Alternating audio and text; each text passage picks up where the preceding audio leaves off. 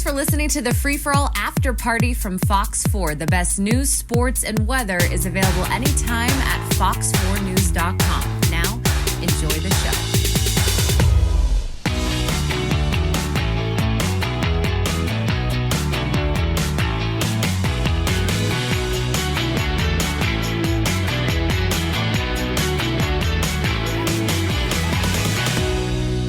All right, hello. Welcome to Free For All After Party, the podcast. I'm Sammy the G, here with MFD on this lovely Tuesday. Well, you are committed to those nicknames, aren't I you? am. We're sticking with it. It's All our right. thing now, Okay. especially yours, MFD, because it can be interpreted in two different ways. Well, if you're smart enough, you'll know what it is. My middle name is actually an F, though. I'll let you guess which one. Well, we're glad to be back with y'all. And for the first time on this podcast, we actually have a guest, Mike, and it's a big guest. We are honored to have this guest with us. He is the subject of a book that's new to readers in this country, but it's been around for those who want to read it in Germany for a while, just to give you a hint. As to who this might be. But 21 seasons, was it, with the Mavs? I believe so. Don't know if we'll ever see that again. One of the icons of local sports. That would be Dirk. And we had a nice convo with him the other day. Wouldn't you agree? I would agree. What I love about it is even since he's retired, Mike, he's been so ingrained in the community with all the work that he does. You know, I know right now he's a special advisor to the Mavs. So you see him at plenty of games. I mean, he's out there. He was there for the St. Patty's Day parade as the Grand Marshal. That's right. Yeah. I just love that he just loves to be out and about and talk with people. I think he's one of the most, not just genuine athletes, but genuine human beings. I just don't think you stumble upon people like Dirk. I really think he's unique in that way. It's been interesting to see him grow. I remember when he was drafted here, and the Mavs traded for him on draft day. And you know, he was pretty green when he first came here. I mean, he had the bad haircut at the opening news conference and all that stuff. And for the first probably several years, the Dallas Morning News would print a graphic box after every Mavs game comparing Dirk to Paul Pierce, because the Mavs could have gotten Paul Pierce. And for a while, Said Boston got that's him. right. For a while, and Pierce obviously was a Hall of Fame player too. But for a while, it looked as though Boston had made the much better decision. Turned out okay for the Mavs, I would say. He just, Dirk is not only one of the great athletes in the history of this town, but as you indicated, you know, one of the most beloved. It's hard to imagine, or it's hard to think of another local sports figure who's kind of as universally loved as Dirk Nowitzki. You know, Roger Staubach comes to mind from another generation. So, pleasure talking to Dirk. The book is out.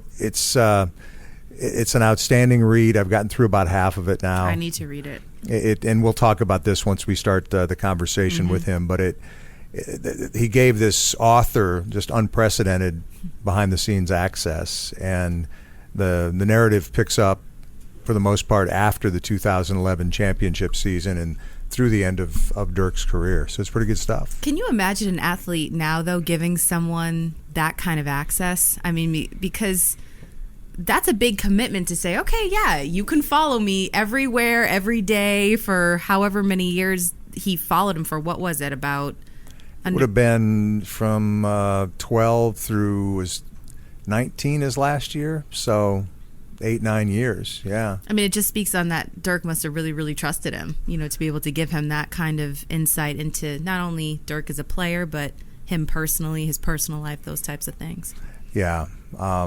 And the book is, you know, we're not here to sell the book, but we are talking about it. And one of the reviews I read that I thought described it well is that it reads more like a novel than just a kind of a dry biography. Pletzinger's really good, and he has a fascinating subject to talk about. And it's just, we don't realize, because we're not there, what an incredible international star Dirk is. And back in his home country, you know, there's nobody bigger, there's nobody more popular, more well known than Dirk. So as I said, the book I think has been out in Germany for a while, but It's been translated now, and I think this is literally the first week in wide release in the U.S. And don't mind me, when you listen to this interview, you're going to hear my voice go up about 5 octaves. That happens to me when I get excited about things. So if you notice that happening, well. If you notice that happening, that's why. Just because he just seems so delighted to be there. Yeah. We were over Zoom and all that kind of stuff. So I mean, I felt like I was talking to like one of my long lost pals. So just excuse my voice and how high pitched it gets. No, it's great. And we recorded this with Dirk, I think at 10 o'clock in the morning on a Friday, and we were all in our respective homes via Zoom. In our PJs. No, just kidding. Just kidding. Should we give it a listen? We talk about the book and more with Dirk. Here we go. It is great to have Dirk back on our show to talk about a number of things, including a book that's just becoming available in this country called The Great Nowitzki. And it's been out in Germany for some time, but now in American bookstores. Thomas Pletzinger is the author. Dirk, I'm not going to pretend that you're one of my teachers. I'm not going to lie to you and say that I've read the whole thing, but I've gotten a pretty good start on it. And it is a great read. Pletzinger is just a great writer. It's a unique look into your career, the final years of your career. He had just unprecedented access. How do you feel about the way this thing turned out?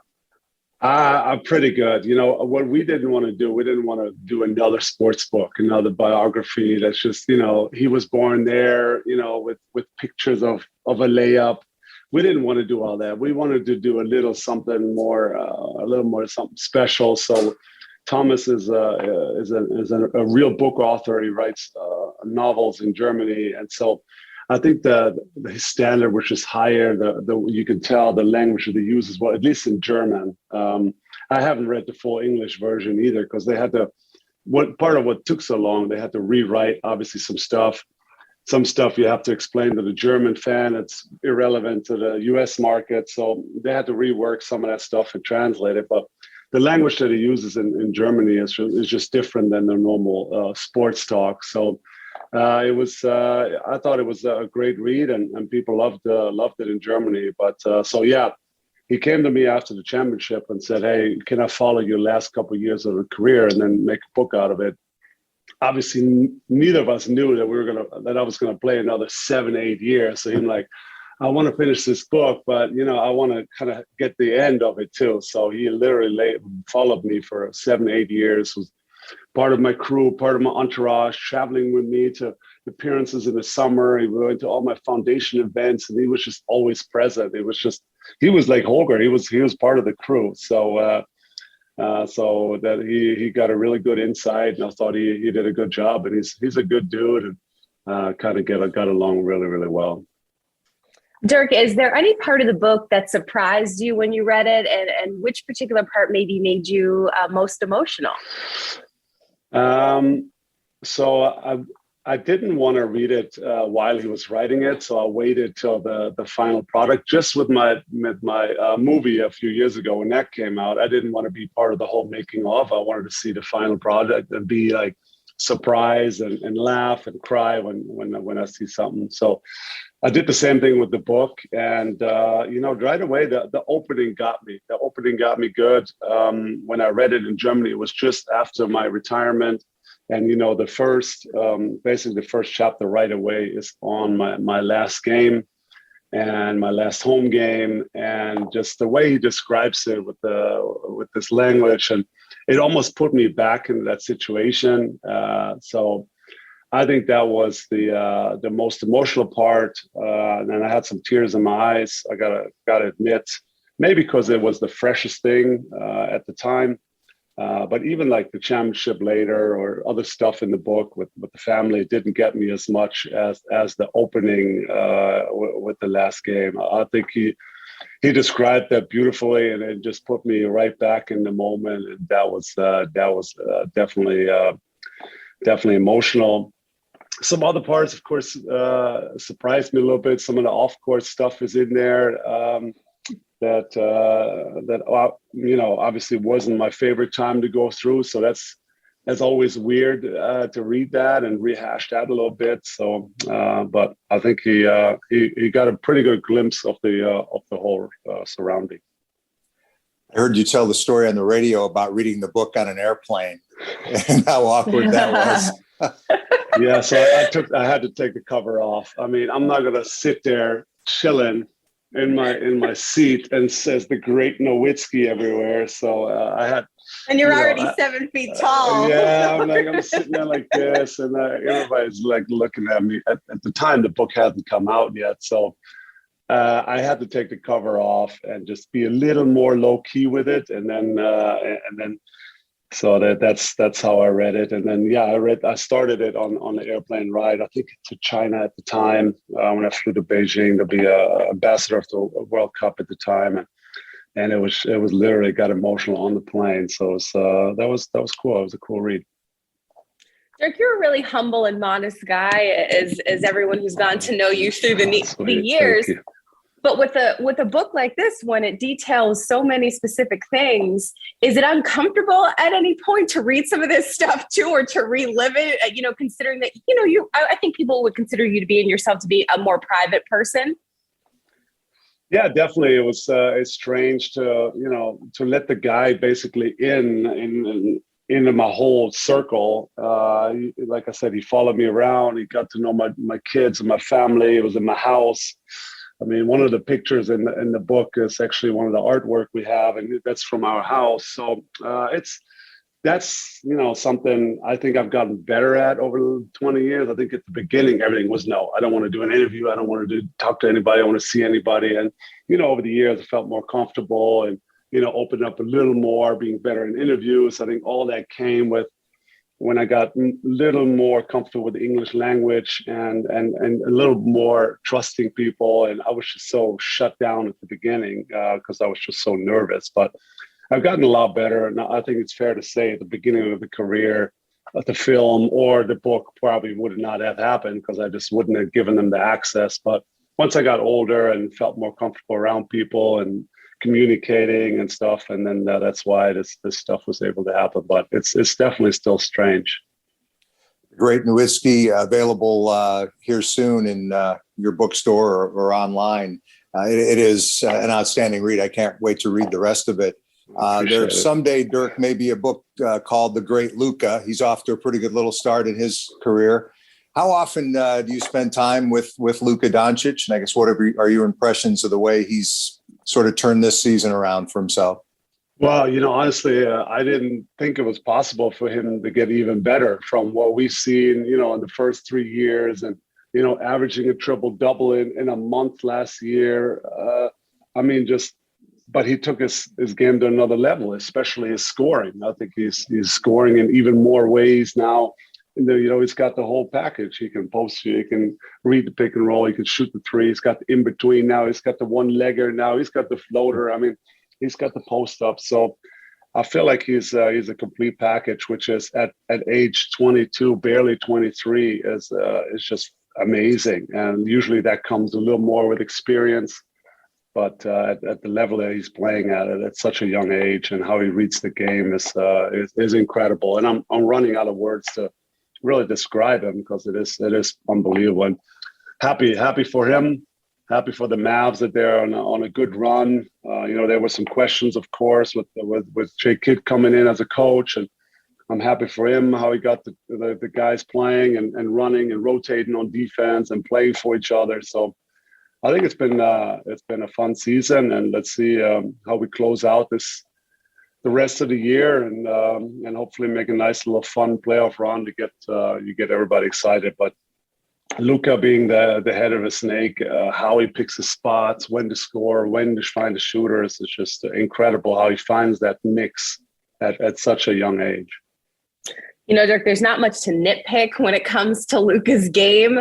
If there's anything, I think that kind of jumps out at people on the screen is maybe his technicals. You're 6th all time in technicals. Is that just a matter of him just maturing? I mean, he's so young. Is that just something like when you were earlier in your career, did you find yourself, I don't know, just getting more feisty and not able to control your emotions type deal?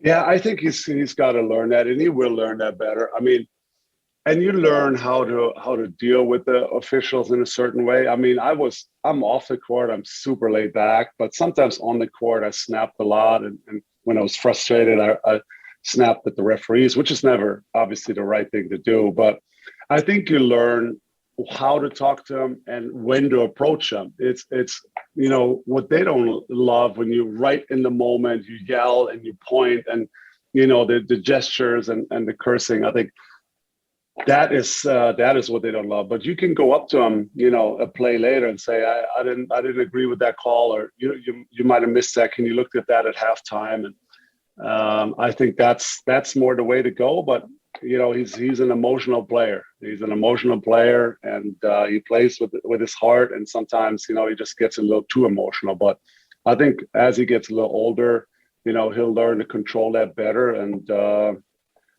but we want him to play with emotions and fire and get the team going. So he just needs to learn to control the emotions a little better. Dirk, before we let you go, we don't get you that often. So just a couple of quick hit things. When people ask you who the greatest player you played against was, what do you usually say? Well, my idol was Michael Jordan. To me, he will always be the GOAT. But I only played against him when he came back with the Wizards, and he was a little older. He was still an amazing player.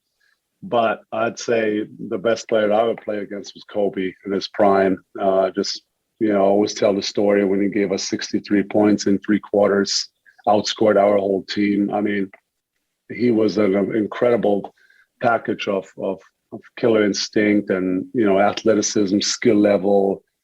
I mean, everything that he had in one package. So he was unstoppable in his prime. In your free time, Dirk, when you're laying back on the couch, do you watch Shark Tank? Mark Cuban is watching, so answer yes. I mean, during my career, I wasn't a huge fan, but now I understand a little bit more the business world. So I enjoy it more now. I understand a little bit of the talk and this, the percentage here and this stuff. So I understand it a little more. So I became a little bit of a bigger fan than I was during my active playing days. 2 more. Now that you're retired, what would your dream job be as you've thought about what to do going forward? You're good on TV. You've sat in a few times. I appreciate it. You sat in the All-Star game. You've done some Mavs telecasts. You're a natural there. Everybody always asks if you want to get in the front office or whatever. Have you narrowed it down at all? That's the weird part. I've been off for over 2.5 years now, or 3 years almost. And I still haven't really found what I really want to do. I'm still in that in-between phase where I'm looking. I love advising the Mavs. Also enjoy being on the broadcast a little bit. Not sure that I want to do that full time. We have a family office in Dallas where we do some investments. We have our foundations. I obviously have a foundation in Germany. I have a foundation here. So I gotta say, I'm super busy. I'm enjoying it. I'm my own boss. I can still travel whenever I want with the kids. So I'm actually in a really, really good position right now. I'm happy and I'm enjoying watching the kids grow up. So not really sure what I will end up doing full time, but I feel like I'm in a good spot right now, and I'm staying busy and I'm still free. Dirk, any new music you're into? Is there like a musician you're playing on your phone? I mean, who are you into right now? Ooh, tough questions. I'm usually still old school guy. I still like my 90s. I still think the 90s was the best decade ever. I mean, I grew up there. Music. The music, the movies, the basketball with Jordan. And so I got a lot of 90s music. Enjoy a lot at home. We have a lot of reggae on just because it's calming, and kids are running around, so we have basically reggae playing all day long. Really, that's about it. Always great catching up with Dirk. The Great Nowitzki is the book. Yay. I don't know if the lettering's backward on Zoom or how it works, but Thomas Pletzinger really does right by you. I can't wait to read the rest of it. Dirk, thanks as always for the time. Good to see you guys, always. So a couple of things, Sam, from the conversation. Obviously, I love the story about him on the airplane and taking the cover off because he didn't want to be sitting there reading a book called The Great Nowitzki.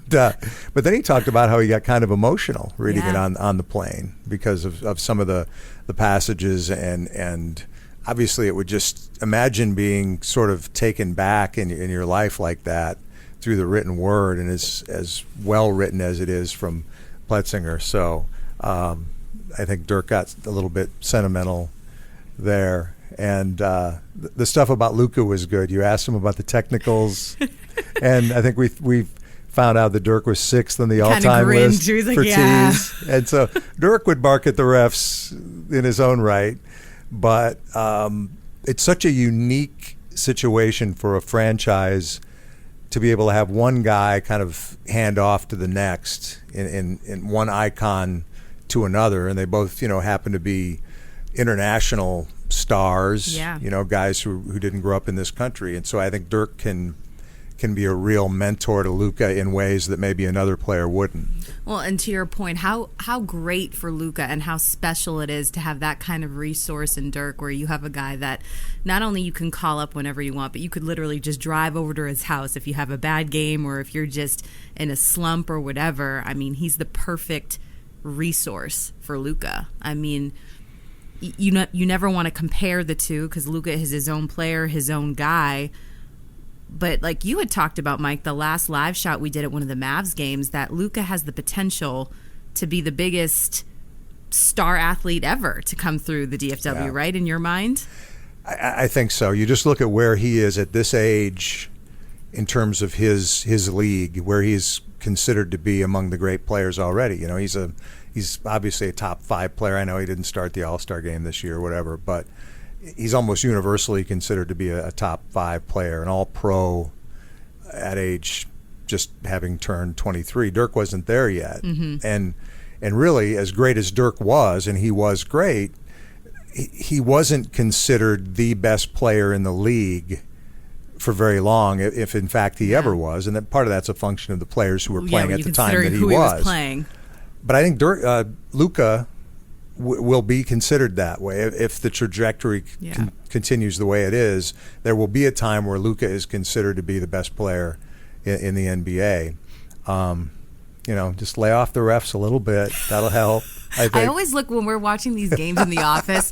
Whenever Luka starts to get a little feisty, I always look over to Mike's corner because I'm waiting for him to shake his head. And Luka, that's really your one criticism of him. I mean, the only other thing I would say, and it's just because he's so young and he just turned 23, that maturity wise, I think he will grow into the kind of leader that he needs to be. I'm not saying he's not a leader now. I just think that 10 years from now, we're going to see him really evolve. And that only happens with time. And when you think about guys in the NBA, Luka's still about, maybe 9 or 10 years away from when he's considered to be in his prime or right around that time. So he has a long ways to go, which, again, I think it's so great for him that Dirk is here. And chances are Dirk probably ends up being, in some fashion involved with the Mavs on a coaching level at some point. So, it's exciting times for the Mavs right now. Luka's basketball IQ is so high. Oh, yeah. And I think the reason, and nothing against Porzingis, it should have worked here. He's a unique talent. But the reason Porzingis isn't here is because Luka didn't want him here anymore. Oh, for sure. And that looks like it was a good decision. Right. I mean, now when you look at Spencer I'm on the Dinwiddie train. Ding, ding. I really am a huge fan of his. I like the old school Dinwiddie. I like him too. But, Luka's... We'll do many shows about Luka, I'm sure. But we appreciate Dirk spending some time with us, and the book is good if you want to pick it up. It's a really enjoyable read. The Great Nowitzki. Thanks for tuning in. It's funny, every time we start these podcasts, I always have to check Mike's audio like 10 times. He's like, are we recording? Are we recording? We are recording, because I'm Mike. capable of messing it up and not recording.